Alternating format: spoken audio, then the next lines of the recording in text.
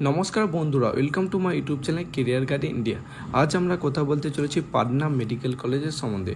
আজকের আমরা এই ভিডিওতে এই কলেজের সম্বন্ধে আলোচনা করব। এই কলেজটি কত সালে এস্টাবলিশ হয়েছে, এই কলেজটি কোথায় অবস্থিত এবং এই কলেজে এমবিবিএস এর সিট সংখ্যা কটি এবং এই কলেজে এমবিবিএস পড়তে গেলে তোমাদের কত টাকা খরচ হতে পারে এবং এই কলেজের লাইব্রেরি কেমন, ক্লাসরুম কেমন, ক্যাম্পাস কত বড়, এই কলেজে হসপিটাল কেমন, হোস্টেল কেমন, হোস্টেলে কী কী ফ্যাসিলিটি রয়েছে, হসপিটালে কী কী ফ্যাসিলিটি রয়েছে, এ টু জেড বিষয় নিয়ে আজকে আমরা আলোচনা করব এই ভিডিওতে।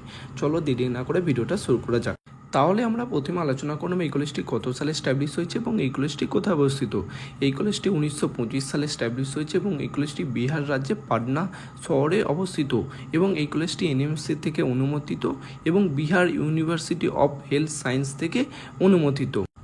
এরপরে আমরা আলোচনা করবো এই কলেজে এমবিবিএস পড়তে গেলে তোমাদের কত টাকা খরচ হতে পারে এবং এই কলেজে এমবিবিএসের সিট সংখ্যা কটি। এই কলেজে এমবিবিএসের সিট সংখ্যা হচ্ছে 150টি এবং এই কলেজে এমবিবিএস পড়তে গেলে তোমাদের খরচ হবে। এই কলেজে এমবিবিএসের ম্যানেজমেন্টের ফিস রয়েছে 12 লক্ষ টাকা পার ইয়ার ফিস রয়েছে, হোস্টেল ফিস রয়েছে 3 লক্ষ টাকা পার ইয়ার হোস্টেল ফিস রয়েছে এবং এনআরআই কোটার ফিস রয়েছে $25,000। এরপরে আমরা আলোচনা করে নেব এই কলেজে ক্লাসরুম কেমন, এই কলেজে লাইব্রেরি কেমন, ক্যাম্পাস কত বড়, এই কলেজে হসপিটাল কেমন, হোস্টেল কেমন, হোস্টেলে কী কী ফ্যাসিলিটি রয়েছে, হসপিটালে কী কী ফ্যাসিলিটি। তোমরা যদি এই কলেজে ক্লাসরুম দেখো উন্নত মানের ক্লাসরুম, তোমরা যদি এই কলেজে লাইব্রেরি দেখো বিশাল বড় লাইব্রেরি, এই লাইব্রেরিতে বহু বই সংরক্ষিত হয়েছে।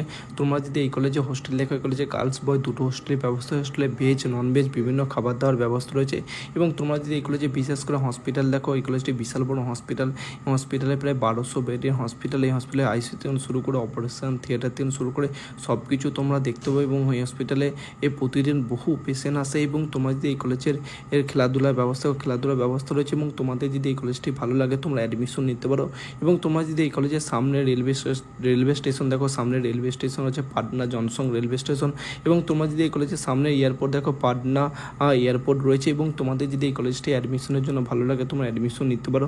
তোমরা যদি আমাদের থ্রুতে অ্যাডমিশন নিতে চাও আমাদের নিচে দেওয়া কন্ট্যাক্ট নাম্বার যোগাযোগ করতে পারো এবং কেউ যদি এমবিবিএস ছাড়াও এমডিএমএসে অ্যাডমিশন নিতে চায় আমাদের নিচে দেওয়া কন্ট্যাক্ট নাম্বার যোগাযোগ করতে পারে এবং আমাদের এই ভিডিওটি ভালো লাগলে লাইক কমেন্ট শেয়ার করতে ভুলবে না এবং আমাদের চ্যানেল নতুন হলে আমাদের চ্যানেলটি একটি সাবস্ক্রাইব করতে। থ্যাংক ইউ বন্ধুরা, তোমাদের সঙ্গে নেক্সট ভিডিওতে দেখা হবে।